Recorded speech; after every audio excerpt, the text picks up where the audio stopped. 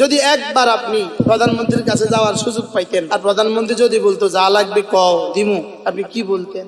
আমেরিকার প্রেসিডেন্টের কাছে যাওয়ার যদি সুযোগ পাইতেন আর যদি বলতো যা লাগবে কও দিমু, আপনি কি বলতেন? আর এখানে আপনি বলতেছেন বাদশাহী শুধুই তোমার। রব যেন বলে তুই আমাকে বলেছিস বাদশাহী শুধুই আমার, বল তোর কি কি লাগবে? সব তো আপনার, আমাকে মাফ করে দেন আল্লাহ। সব তো আপনার, আমার দুনিয়ার জরুরত পুরা করে দেন আল্লাহ। সব তো আপনার, আমার আখিরাতের জরুরত পুরা করে দেন আল্লাহ। সব তো আপনার, তো আমার বাচ্চাদের জরুরত আপনি পুরা করে দেন। এবার বলুন তো দেখি আয়াতের মধ্যে কি তাকাজা, কি চায়? এই দোয়াটা আমার কাছে কি তাকাজা করে? যা লাগবে চায়ালো। আল্লাহ আপনি ছাড়া কোনো মাবুদ নাই, আপনি একা, আপনার কোনো শরীক নাই। প্রশংসা শুধুই তার, রাজত্ব শুধুই তার, ক্ষমতা শুধুই তার। আপনি কি মনে করেন এই কালেমাগুলো আমাকে পড়তে দিয়েছে? আপনি সব পারেন। আমার ওস্তাদের বেতন দিতে পারবেন কিনা, ছাত্রদের খাবার দিতে পারবেন কিনা? এবার বলুন তো এই তাবিজটা কত বড় তাবিজ? মনে মনে বলেন না আল্লাহ আপনি সব পারেন। এই দিনে এই রাতে সে মরবে না, যদি মরে নিশ্চিত জান্নাতি। আচ্ছা কত টাকা দিয়ে হইলেও এই দোয়াটা শিখা দরকার। প্রতিদিন 2-4-10টা ঘর জান্নাতে বানিয়ে নেওয়া। জান্নাত হলো চিটিয়াল ভূমি, শুধু ধুধু খালি জায়গা। ও জান্নাতের গাছ, ও জান্নাতের পাখপাখালি গাছগাছালি বাগ বাগিচা হলো কি জানো? তোমার উম্মতকে সংবাদ দিও। তাহলে এত বড় জান্নাতে যদি গাছ না লাগান, জমিনে বসে লাগাবেন না ওখানে গিয়ে লাগাবেন? জান্নাতে গিয়ে লাগানো যাবে না, এটা এখানে বসে লাগাতে হবে। যে লোক প্রতিদিন 12 রাকাত সুন্নতে মুআক্কাদা পড়বে আল্লাহ তাআলা তার জন্য জান্নাতে ঘর বানাবে। আল্লাহ তাআলা ডান দিকের ফেরেশতাকে 10-এর নিচে লিখা শিখান নাই, আর বাম দিকের ফেরেশতাকে 1-এর উপরে লিখা শিখান নাই। ওকে বলে দিয়েছে তুই কখনো 2 লিখবি না, আর ওকে বলে দিয়েছে তুই কখনো 10-এর নিচে লিখবি না। 7,500 তাসবিহ নিয়ে যদি কোনো মুসলমান প্রতিদিন ঘুমায়, এই মুসলমানের জিন্দেগি দুনিয়ার আখিরাত কেমন হবে? আমার প্রিয় মুর্শিদ হযরত মাওলানা শাহ সুলতান আহমদ নানুপুরি রহমতুল্লাহ আলাইহি তিনি বলতেন আল্লাহ ঘুমান না কেন?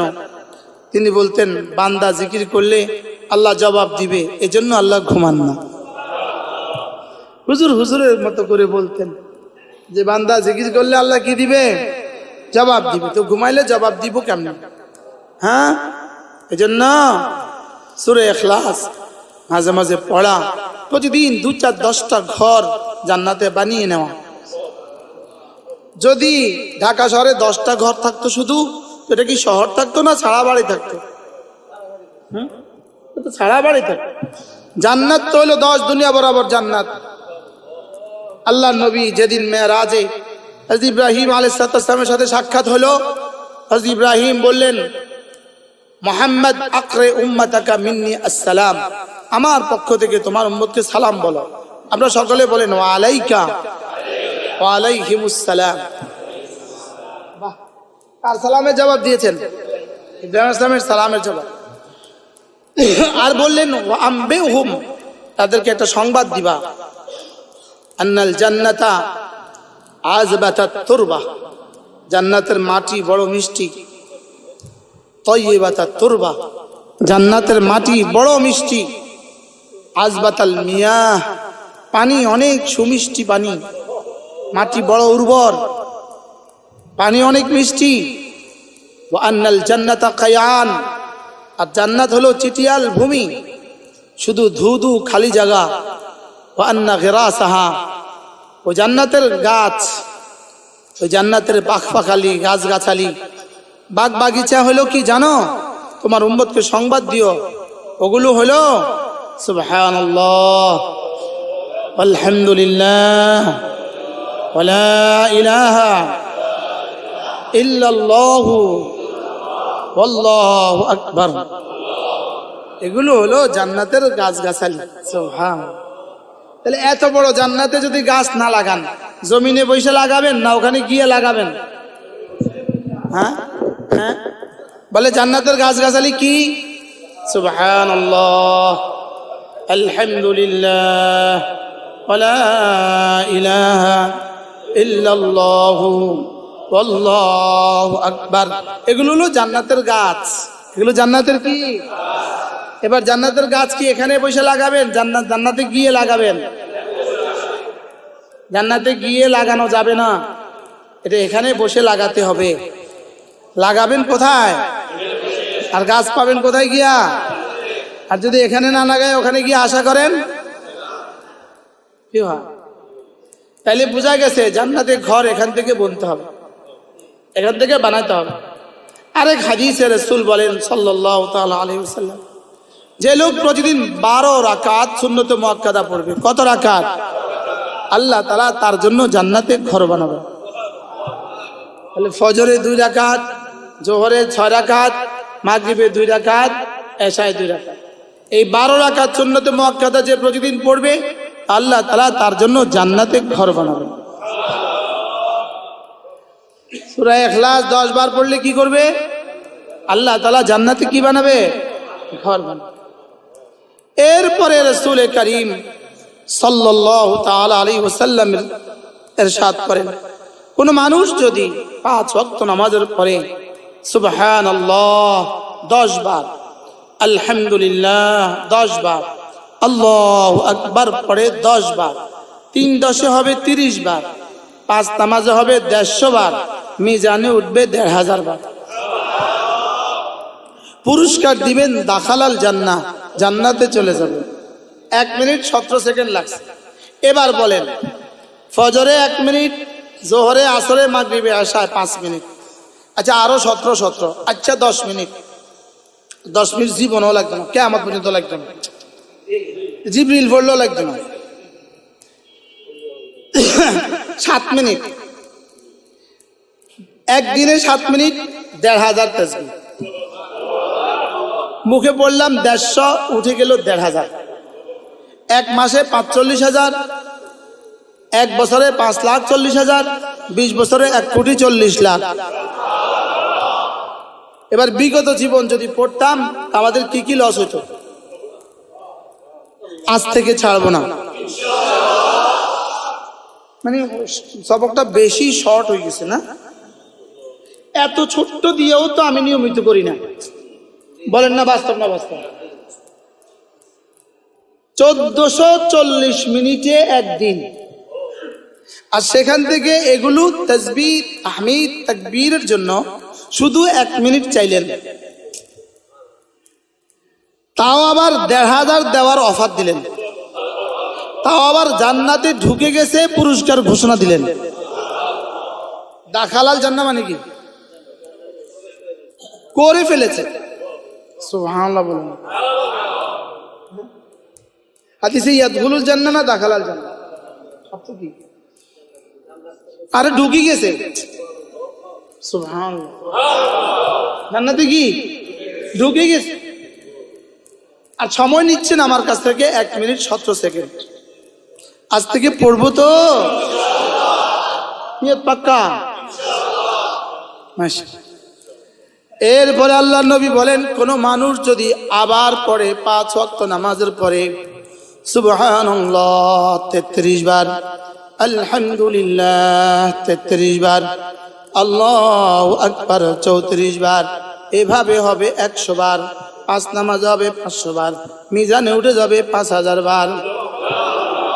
আল্লাহ তাআলা ডান দিকের ফেরেশতাকে 10-এর নিচে লিখা শিখান নাই, আর বাম দিকের ফেরেশতাকে 1-এর উপরে লিখা শিখান নাই। ওকে বলে দিয়েছে তুই কখনো 2 লিখবি না, আর ওকে বলে দিয়েছে তুই কখনো 10-এর নিচে লিখবি না। 10-এর নিচে লিখার তোমার এখতিয়ার নাই, ওকে বলেছে 1-এর উপরে লিখার তোমার এখতিয়ার নাই। তাহলে এভাবে হলো 100 বার, 5 নামাজে 500 বার, 500 বার হয়ে গেল 5000 বার। আগে ছিল 1500 বার, এখন হলো 5000 বার, হয়ে গেল 6500 বার। এবার ঘুমাবার সময় আবার 100 বার, হয়ে গেল 1000 বার, হয়ে গেল 7500 বার।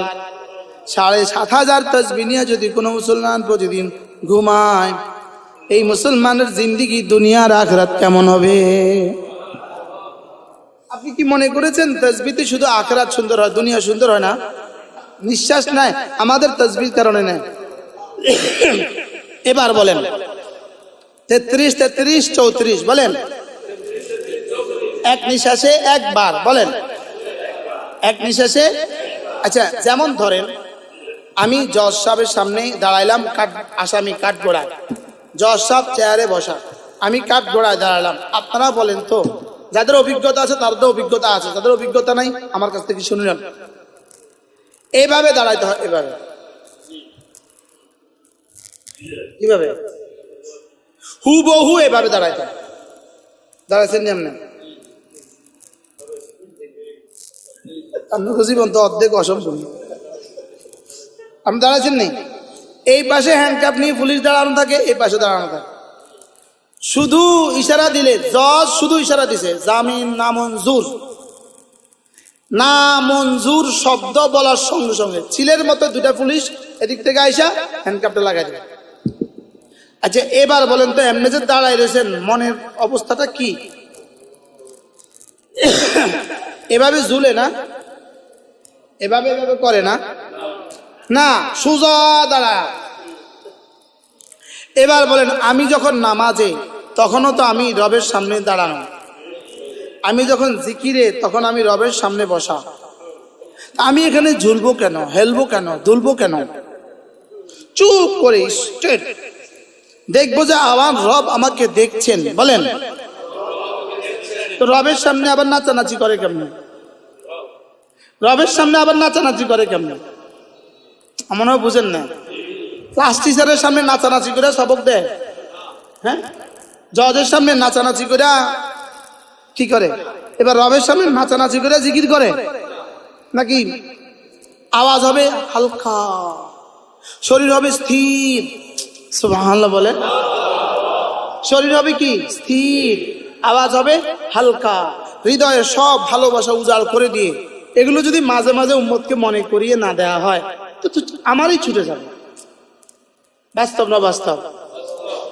যদি মাঝে মাঝে কেউ না কেউ মনে না করায়, প্রত্যেক দিন ভাবি পরের দিন পড়বো, এরপরের দিন আচ্ছা আগামীকালকে পড়বো, আচ্ছা করতেছি আগামীকালকে পড়বো, এভাবে বলতে বলতে কিন্তু 51 বছর চলে গেছে। আজ থেকে আর ছাড়বো না ইনশাআল্লাহ। বলেন হ্যাঁ। তাহলে প্রত্যেক নামাজের পরে কিছু না কিছু সময় মসজিদে বসবো তো। ইমাম সাহেব মুনাজাত দিয়ে দিছে আর আপনি মসজিদ থেকে বের হওয়ার নিয়ত করে ফেলছেন। মুনাজাতকে মনে করছি মসজিদ থেকে বের হওয়ার শেষ ঠিকানা, শেষ সীমা। বাস্তব না বাস্তব? অর্থাৎ মুনাজাতটা দেওয়ার পরে যেন মসজিদে আর বসা জায়েজ নাই। বিষয়টা কি এরকম নাকি না? ইমাম সাহেব মুনাজাত দেখ, আপনি আপনার কাজ করেন। মনে হয় বুঝেন নাই কথা কি বলছে। ইমাম সাহেব উঠে চলে গেছে, আপনি যাইয়েন না, আপনি আপনার কাজ করেন। ইনি চলে গেছে, আপনি যাইয়েন না, আপনি আপনার কাজ করেন। আপনি বলেন যে আমি এই তাসবিহাতগুলো না পড়ে উঠবো না ইনশাআল্লাহ। বলেন ইনশাআল্লাহ। আল্লাহ তৌফিক দান করেন। এরপরে আল্লাহ নবী বলেন, কোন মানুষ যদি 5 ওয়াক্ত নামাজের পরে একটা কালিমা পড়ে 10 বার, রাসূল বলেন আল্লাহ তাআলা তোমাকে 4টা গোলাম আজাদের নেকি দান করবে। এবার জিজ্ঞেস করেন, হুজুর 4 গোলাম আজাদের নেকি সমান সমান কদ্দুর? উত্তর হলো 4 গোলাম আজাদের নেকি কদ্দুর এটা জিবরিলেরও জানা নাই, এটা আল্লাহ ছাড়া কেউ জানে না। লা ইলাহা ইল্লাল্লাহ ওয়াহদাহু লা শারীকা লাহু লাহুল মুলকু ওয়া লাহুল হামদু ওয়া হুয়া আলা কুল্লি শাইইন কাদির। সবার কি মুখস্থ হয়েছে? আল্লাহ আপনি ছাড়া কোনো মাবুদ নাই, আপনি একা, আপনার কোনো শরীক নাই। প্রশংসা শুধুই তার, ক্ষমতা শুধুই, প্রশংসা শুধুই তার, রাজত্ব শুধুই তার, ক্ষমতা শুধুই তার। সুবহান। তর্জমাটা করেন তো।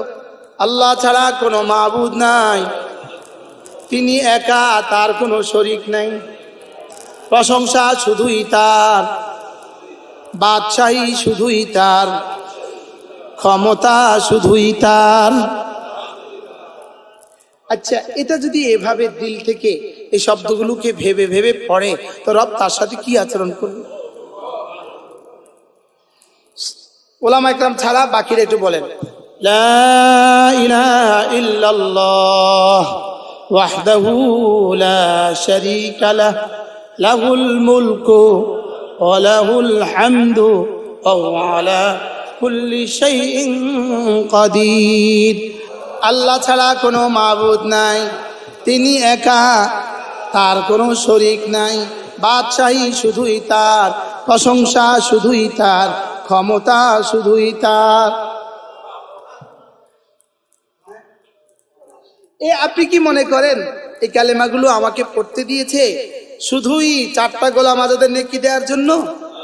না, 4 গোলামের নেকি দেয়া এটা শুধুই পুরস্কার। মূলত আমার কলিজায় রব্বে করিমের কুদরতের ইয়াকিন বসানো, উলুহিয়তের ইয়াকিন বসানো, ক্ষমতার ইয়াকিন বসানো, এটা হলো মাকসাদ। আচ্ছা মাওনা, আহু আলা কুল্লি শাইইন কাদিরের মধ্যে আমার মাদ্রাসার ওস্তাদের তনখা আসেনি? আমার মাদ্রাসার ওস্তাদের বেতন দিতে তিনি পারেনি? কয় পারে না? পারে না বলেন, পারে না? পারে না। তো আহু আলা কুল্লি শাইইন কাদির মানে কি? আপনি সব পারেন, আমার ওস্তাদের বেতন দিতে পারবেন কিনা? এবার বলেন আমার ছাত্রদের খাবার দিতে পারবেন কিনা? কোনটা তিনি পারবেন না বলেন? এবার আহু আলা, এবার বলুন তো এই তাবিজটা কত বড় তাবিজ? লেকিন তাবিজ তো খাইলাম না, খাইলেও বুঝলাম না। লা ইলাহা ইল্লাল্লাহ ওয়াহদাহু লা শারীকা লাহ লাহুল মুলকু ওয়া লাহুল হামদু ওয়া হুয়া আলা কুল্লি শাইইন কাদির। যদি একবার আপনি প্রধানমন্ত্রীর কাছে যাওয়ার সুযোগ পাইতেন, আর প্রধানমন্ত্রী যদি বলতো যা লাগবে কও দিমু, আপনি কি বলতেন? আমেরিকার প্রেসিডেন্টের কাছে যাওয়ার যদি সুযোগ পাইতেন, আর যদি বলতো যা লাগবে কও দিমু, আপনি কি বলতেন? আর এখানে আপনি বলতেছেন বাদশাহী শুধুই তোমার। রব যেন বলে তুই আমাকে বলেছিস বাদশাহী শুধুই আমার, বল তোর কি কি লাগবে?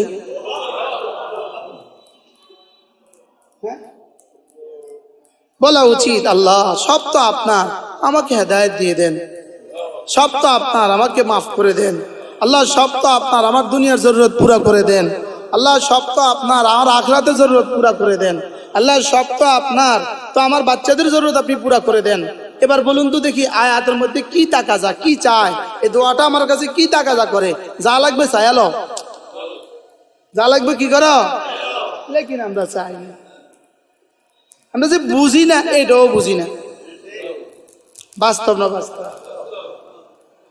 লা ইলাহা ইল্লাল্লাহ ওয়াহদাহু লা শারীকা লাহ লাহুল মুলকু ওয়া লাহুল হামদু ওয়া হুয়া আলা কুল্লি শাইইন কাদির। মনে মনে বলেন না আল্লাহ আপনি সব পারেন। আল্লাহ আপনি না সব পারেন, আপনি ফিরাউনকে ধ্বংস করে দেন, বলা যায় না? লা ইলাহা ইল্লাল্লাহ ওয়াহদাহু লা শারীকা লাহ লাহুল মুলকু ওয়া লাহুল হামদু ওয়া হুয়া আলা কুল্লি শাইইন কাদির। এভাবে পড়বো তো?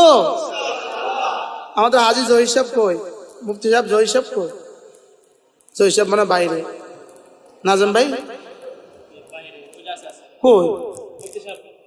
এই মজলিস কি আবার করা দরকার? না, আজকেই শেষ। প্রত্যেক মাসে একবার করে করবেন এই মজলিস। কন ইনশাআল্লাহ কন। হ্যাঁ, এজেন্সি শুরু করছে, হজের এজেন্সি শুরু করছে। একজন উমরার মেহমানের যে লাভ হবে এটা দিয়ে করলে এরকম 6 মাস মজলিস করণ যাবো। যাইবো না? যাইবো না বলেন? প্রত্যেক মাসে নিয়ত করেন ইনশাআল্লাহ। দেখেন তো এই চেহারাগুলো, দেখেন তো এই চেহারাগুলো কি পরিমাণ সুন্দর, দেখেন তো। হ্যাঁ, এই চেহারাগুলোর দিকে তাকান তো একটু। প্রত্যেক মাসে এই খেদমতটা আপনি করবেন ইনশাআল্লাহ। বল ইমাম সাহেব কোন কোন ইনশাআল্লাহ? প্রত্যেক মাসে রাজি আছি ইনশাআল্লাহ। ইনশাআল্লাহ। হ্যাঁ হ্যাঁ, আমি মাঝে মাঝে আসতে পারবো ইনশাআল্লাহ। আসলে প্রত্যেক মাসে আমি আসতে পারবো না, কিন্তু আপনারা প্রত্যেক মাসে করার নিয়ত করেন ইনশাআল্লাহ। ঠিক আছে না? নিজেরা নিজেরা আলহামদুলিল্লাহ ইমাম সাহেবকে লাগাবেন, হুজুরকে লাগাবেন, আরো কাছে যারা মেহমান আছে নিয়ে আসবেন। আমরা তার প্রত্যেক মাসে পারবো না, টাকা যাইলো হাজার হাজার, আমরা প্রত্যেক মাসে জবাব কেমনে দিব? ঠিক আছে না ইনশাআল্লাহ? তা আপনি নিয়ত করেন, এটা করবেন ইনশাআল্লাহ। আপনারা আল্লাহ কবুল করেন। ভাই হজের কাজ করে, আমি দেখছি ভাইকে মাশাআল্লাহ হারামে বারবার দেখা হয়েছে। আপনাদের প্রতিবেশী মাঝে মাঝে হজে গেলে ভাইয়ের সাথে যাবেন ইনশাআল্লাহ। কন ইনশাআল্লাহ, কন ওমরা গেলে হাজী সাহেবের সাথে যাবেন ইনশাআল্লাহ। আর উনি এই খেদমতটা আপনাদেরকে আঞ্জাম দিবে ইনশাআল্লাহ। বলেন ইনশাআল্লাহ। আল্লাহ তাআলা তৌফিক দান করেন। বসেন মাশাআল্লাহ। এই কাজগুলো আমরা প্রতিদিন করতে পারবো না ইনশাআল্লাহ। এরপরে আল্লাহর নবী বলেন, কোন মানুষ যদি মাগরিবের পরে আর ফজরের পরে সাইয়্যিদুল ইস্তিগফার পড়ে, কি পড়ে? রাসূল বলেন এই দিনে এই রাতে সে মরবে না, যদি মরে নিশ্চিত জান্নাতি। কি বলছে বলেন? এই দিনে এই রাতে সে মরবে না, যদি মরে নিশ্চিত জান্নাতি। আচ্ছা, কত টাকা দিয়ে হইলেও এই দোয়াটা শেখা দরকার? বুখারী মুসলিম, ওই দিনে ওই রাতে সে মরবে না, বলেন, যদি মরে নিশ্চিত জান্নাতি। পড়েন সাইয়্যিদুল ইস্তিগফার। আল্লাহুম্মা আনতা রাব্বি আনতা রাব্বি আল্লাহুম্মা আনতা রাব্বি লা ইলাহা ইল্লা আনত খালাকতানি ওয়া আনা আবদুক ওয়া আনা আলা আহদিকা ওয়া ওয়া'দিকা মাস্তাতা'তু আউযু বিকা মিন শাররি মা সানা'তু أبوء لك بنعمتك علي وأبوء بذنبي فاغفر لي فإنه لا يغفر الذنوب إلا أنت। নিশ্চিত থাকেন আজকে রাতে মরলে জান্নাত। কি ভাই পড়বো তো? এগুলো শিখা দরকার, এগুলো মাঝে মাঝে শিখা উচিত, এগুলো মাঝে মাঝে শিখা উচিত, এগুলো মাঝে মাঝে শিখা উচিত, এগুলো মাঝে মাঝে ঠিক করা দরকার। ওলামায়ে কেরামও দরকার, আপনারাও দরকার। আল্লাহ তাআলা আমাদের সবাইকে তৌফিক দান করেন। এগুলো বিভিন্ন বইয়ের মধ্যে লেখা আছে। আমরা যা করছি এতক্ষণ, আমাদের কাছে কতগুলো বই আছে আমাদের গাড়িতে, ওইগুলো পাওয়া যাবে ওখানে। যদি সুযোগ থাকে একটা নিয়ে নেবেন। প্রত্যেক ইংরেজি মাসের শেষ শনিবারে আমাদের সুদর্ণপুর মাদ্রাসায় জিকিরের মজলিস হয়, পারলে কখনো শরীক হবেন। আল্লাহ আমাদের সবাইকে তৌফিক দান করেন। দুরূদ শরীফ পড়েন। আল্লাহুম্মা সাল্লি আলা মুহাম্মাদ ওয়া আলা আলি মুহাম্মাদ কামা সাল্লাইতা আলা ইব্রাহিম ওয়া আলা আলি ইব্রাহিম ইন্নাকা হামিদুম মাজিদ। এখন ইনশাআল্লাহ আজান হবে, আজানের পরেই জামাত হবে, আজানের পরেই জামাত হবে। এখন কেউ কোথাও জামাত পাবেন না, এজন্য আজানের পরে যারা ওযু আছে সব বেঁধে অপেক্ষা করব। লানাকুনান্না মিনাল